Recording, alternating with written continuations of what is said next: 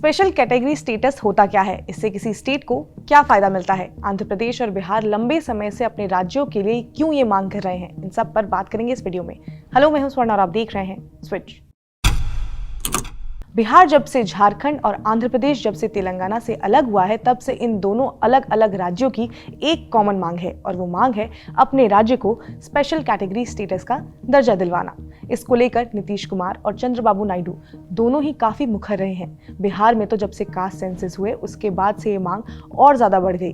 Caste census के हिसाब से बिहार में ओबीसी और ईबीसी को मिला दिया जाए तो आबादी जो है वो लगभग 63% है, और अगर इसमें दलित और आदिवासियों की आबादी भी जोड़ दी जाए तो बिहार की पॉपुलेशन का करीब ये 85% हिस्सा होगा, जिस पर बिहार सरकार का ये कहना है कि इन्हें फाइनेंशियली स्टेबल बनाने के लिए बिहार को ये दर्जा मिलना काफी ज्यादा इंपॉर्टेंट हो जाता है। और अब तो सेंटर में जेडीयू और टीडीपी की मदद से एनडीए की सरकार भी बन गई है, तो ये मुद्दा एक बार फिर से चर्चा में आ गया है। तो सबसे पहले हम ये जानेंगे कि ये होता क्या है।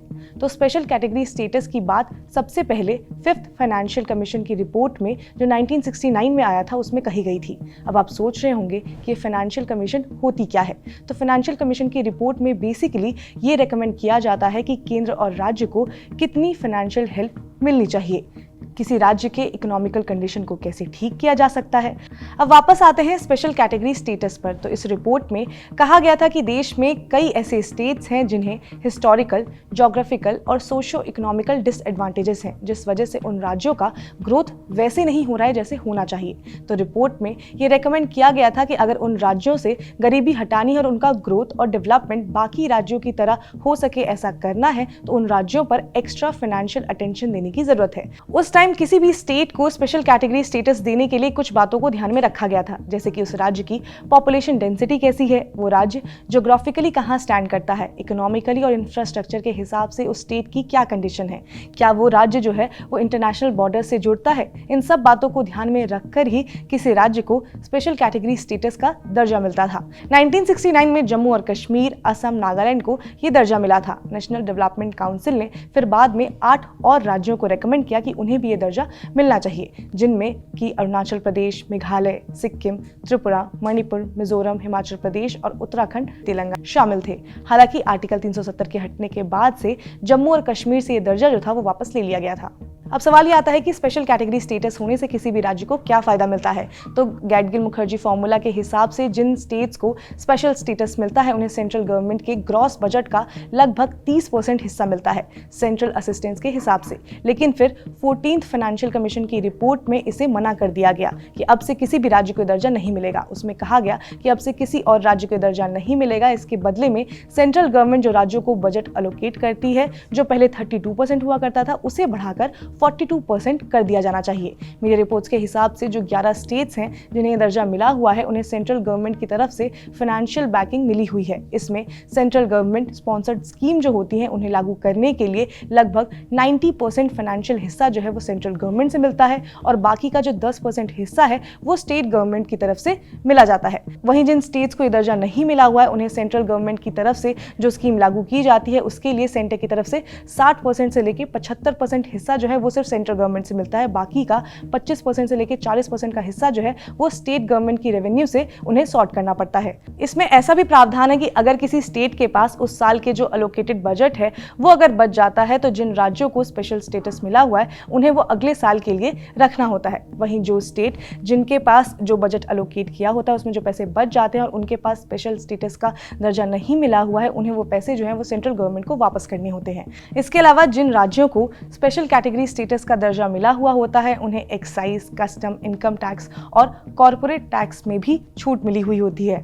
तो अगर इन सब बातों को आसान भाषा में समझें तो जिन राज्यों को स्पेशल कैटेगरी स्टेटस का दर्जा मिला हुआ है उन्हें सेंट्रल गवर्नमेंट की तरफ से काफ़ी ज़्यादा फाइनेंशियल हेल्प मिलती है जिससे उनकी जो स्थिति है उसमें सुधार आ सके।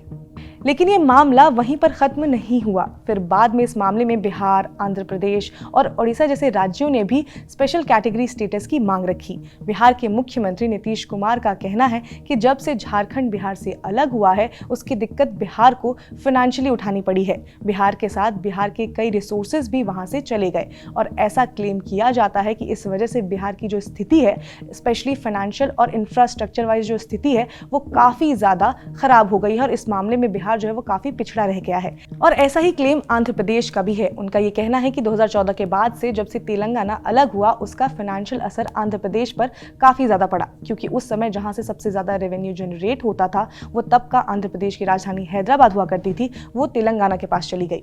2014 के बाद से चंद्रबाबू नायडू और वाईएस जगनमोहन रेड्डी दोनों ही आंध्र प्रदेश के मुख्यमंत्री रहे और दोनों ने ही सेंट्रल गवर्नमेंट पर काफी ज्यादा प्रेशर डाला कि उन्हें भी स्पेशल कैटेगरी स्टेटस का दर्जा मिले। इसमें उनकी दलील ये भी थी कि नीति आयोग की रिपोर्ट के हिसाब से जो अमाउंट आंध्र प्रदेश को दिया जाना चाहिए वो कम है, आंध्र प्रदेश को उससे ज्यादा अमाउंट अलोकेट होना चाहिए। इसके अलावा मीडिया रिपोर्ट्स में यह भी कहा गया है कि जब आंध्र प्रदेश तेलंगाना से अलग हुआ तब उनके ऊपर 95,000 करोड़ से ज्यादा का कर्ज हुआ करता था, लेकिन अब वो बढ़कर करीब 3.5 लाख करोड़ रुपए हो गया है। तो इन सभी को देखकर आंध्र प्रदेश का कहना है कि उन्हें भी स्पेशल कैटेगरी स्टेटस का दर्जा मिले, जिससे राज्य को सेंटर से और फाइनेंशियली हेल्प मिल सके।